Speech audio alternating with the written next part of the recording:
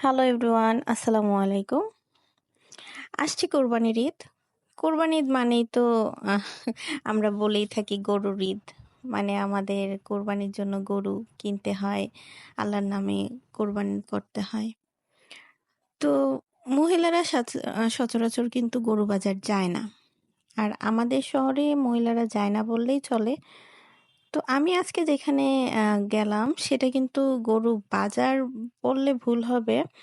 এটা আমাদের পরিচিত একটা বড় ভাইয়ের ফার্মের কিছু বড়সড় গরু ছিল। উনি এই গরুগুলা বিক্রি করার জন্য শহরের দিকে নিয়ে আসছে।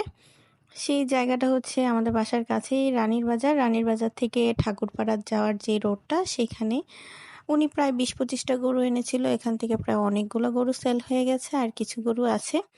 আর গরুগুলো কিন্তু মাশাআল্লাহ দেখতে অনেক সুন্দর। যেহেতু গরু বাজার যাওয়া হয় না আমাদের মেয়েদের, আমাদের হাজবেন্ডরাই সচরাচর গরু কেনে, দাম দর করে, সবকিছু দেখে কাছ থেকে। আমরা বাসায় আনার পর দেখি, আর একসাথে অনেক গরু দেখা হয়ে ওঠে না।